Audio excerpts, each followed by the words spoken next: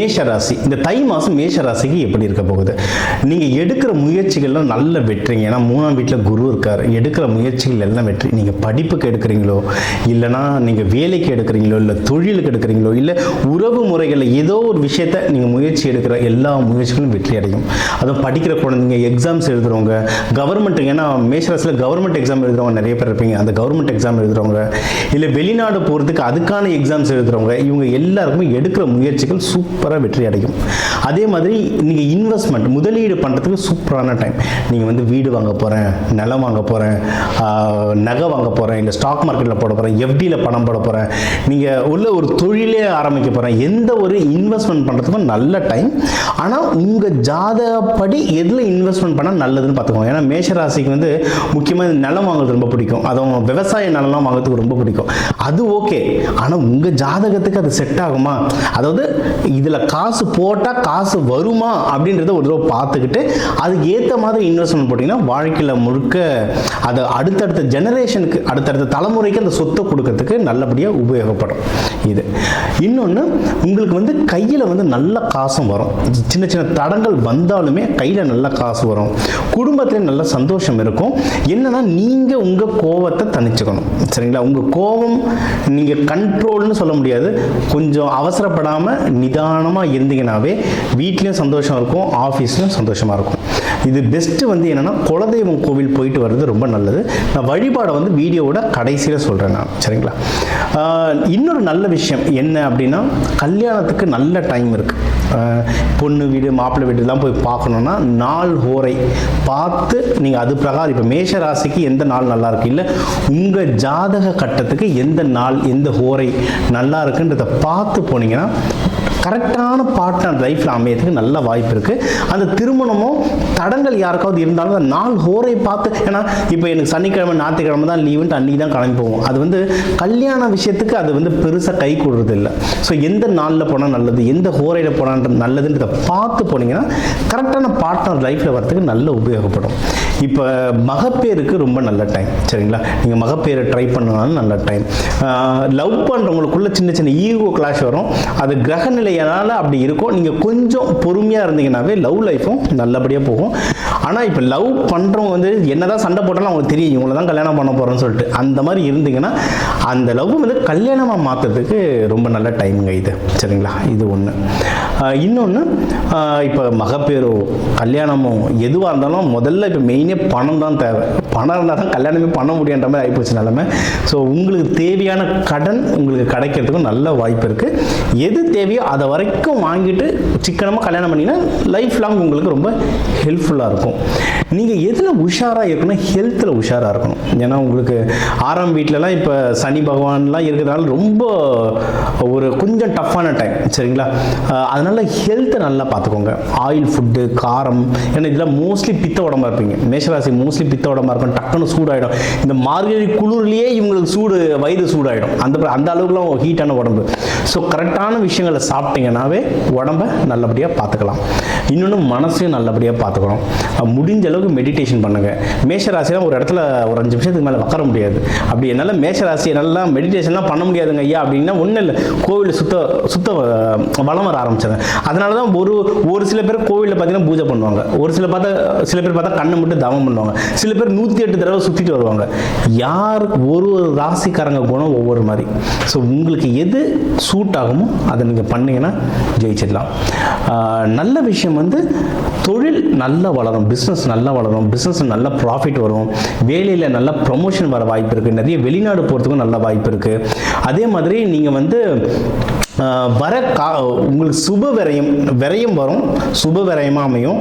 அதனால் வர காசை கரெக்டான விஷயத்தில் இன்வெஸ்ட்மெண்ட் பண்ணிட்டீங்கன்னா நீங்கள் வந்து ஜெயிச்சிடலாங்க. ஓகேவா?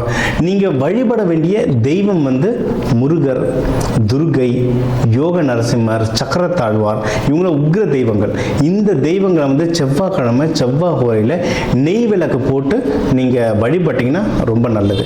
அதே மாதிரி நீங்கள் வந்து அன்னதானம் கொடுக்கலாம். எப்படின்னா, நீங்கள் தக்காளி சாதம் ஏன்னா அன்னதானம் கொடுக்குறதுலையே நானும் ஏதோ கொடுக்கணும்னு யார்கிட்டயோ பணம் கொடுக்குறதோ இல்லை எல்லாரும் இந்த சாப்பாடு சொல்கிறாங்கன்னு போடுறது விஷயம் கிடையாது.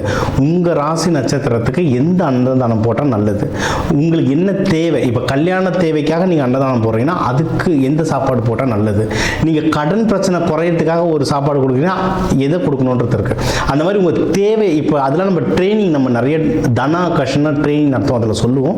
பட் உங்களுக்கு ஓவராலாக மேஷ ராசிக்காரங்க வந்து இந்த தக்காளி சாதம், பிரிஞ்சு இதெல்லாம் நீங்கள் அன்னதானமாக போடுறது வந்து ரொம்ப நல்லது. இன்னொன்று நீங்கள் வந்து எதில் உஷாராக இருக்கணும் அப்படின்னா எதிரிகள் தொல்லை. ஏன்னா நம்ம வந்து மேஷராசிக்காரங்களாம் சும்மா கிடையாது, எங்கே இருக்கிற வம்பியை இழுத்து வச்சுப்பாங்க. சரிங்களா, அவங்க வம்பு எடுத்துக்க மாட்டாங்க. யாரோ ஒருத்தனுக்கு பிரச்சனை, பங்காளி பிரச்சனை ஆகிடுச்சுன்னா டக்குன்னு வண்டி வச்சு ஓடிடுவாங்க, அது போய் அவங்களுக்கு விரோதமாயிடும். ஆனால் இது வரைக்கும் நீங்கள் எங்கெங்கெல்லாம் பிரச்சனை பண்ணீங்களோ உங்களை பார்த்து பயந்தவங்கலாம் இப்போ உங்களுக்கு பிரச்சனை பண்ண வருவாங்க. ஏன்னா உங்களுக்கு சனி பயிற்சி ஆரம்பிக்குது. நம்ம வந்து கொஞ்சம் அடங்குற டைம், இந்த டைம் நம்ம யார் யாருக்கெல்லாம் பிரச்சனை பண்ணுவோமோ அவங்க எல்லாம் வருவாங்க. சரிங்களா, இந்த டைம்ல திருப்பி வம்புக்கு முன்னாடி நின்ன மாதிரி நிற்கிறது நல்லது கிடையாது.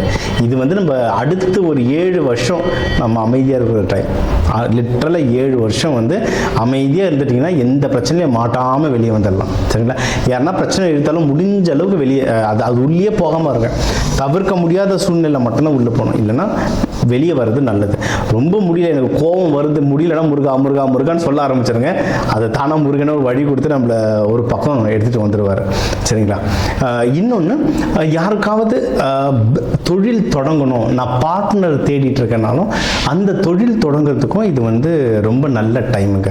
சரிங்களா, நீங்கள் அதான் இப்போ கல்யாணமும் சரி தொழில் தொடங்குறதுக்கு பார்ட்னர் தேடுறதும் சரி ரெண்டுமே முக்கியம். ரெண்டுத்தில் பார்ட்னர் யாராவது ஒருத்தர் சொதப்பிட்டாங்கன்னா நம்ம பிஸ்னஸும் போச்சு, லைஃபும் போச்சு. அப்போது பார்ட்னர் தேடுறது என்னன்னா ஏதோ போன ஒரு ஹோட்டலில் நெட்வொர்க்கிங் நடந்துச்சு, போனேன் பேசினேன், இவர் பேசுனது பிடிச்சது, நான் இவரை பார்ட்னர் எடுத்துக்கிறேன், அந்த கதை கிடையாது.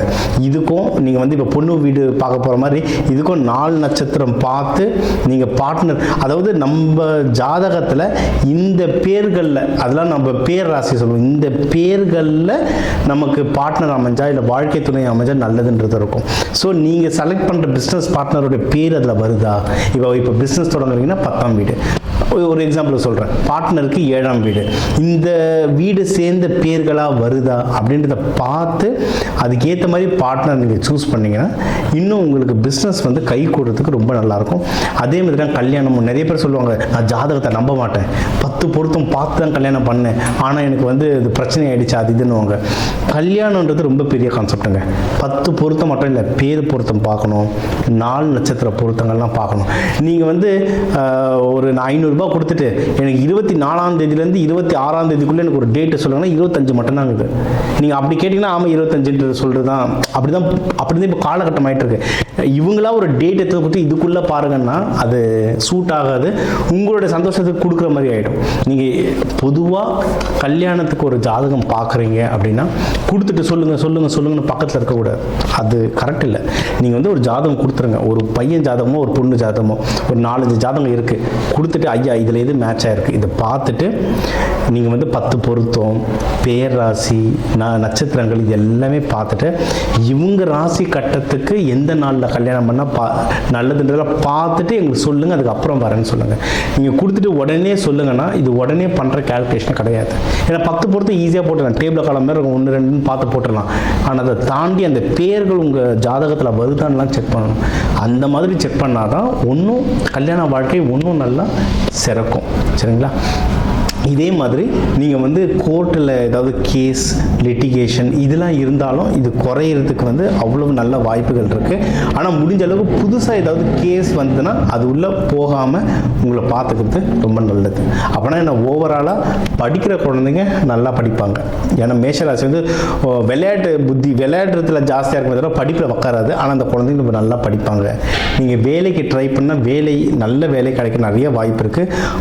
மேஷராசிலாம் அரசு அரசாங்க உத்தியோகம் நல்லபடியாக கிடைக்கும். ஆனால் அதுக்கு ஐயா எனக்கு கிடைக்கலையேன்னு கமெண்ட் போடாதீங்க. உங்கள் ஜாதகத்தில் வந்து எந்த நிலைமையில் இருக்குன்னு பார்க்கணும். மேஷராசிக்கு இது பொதுவாக கிடைக்கும், ஆனால் உங்கள் ஜாதகத்தில் அந்த அமைப்பு இருக்கான்றதை நம்ம ஒரு தடவை பார்த்துக்கணும். ஸோ வேலை கிடைக்கும், நம்ம சொன்னது இதுதான், மகப்பேருக்கு ட்ரை பண்ணுறவங்களுக்கு கிடைக்கும், கல்யாணம் நல்லபடியாக கைகூடும், கடன் நல்லபடியாக கிடைக்கும், நீங்கள் தொழில் தொடங்கணும்னா நல்லபடியாக தொடங்கலாம், அதில் ப்ராஃபிட்டும் நல்லபடியாக வரும். இதில் உஷாராக இருக்கணும். கையில் வர பணத்தை வந்து கரெக்டான விஷயத்தில் போட்டு இன்வெஸ்ட்மெண்ட் பண்ணிங்கன்னா நீங்கள் ஜெயிக்கிறதுக்கு நல்ல வாய்ப்புகள் இருக்குது. ஹெல்த்தையும் மனசையும் ஒழுங்காக வச்சுக்கிட்டாலே இந்த தை மாதம் வந்து உங்களுக்கு ஒரு சூப்பர் மாதமாக அமையுங்க.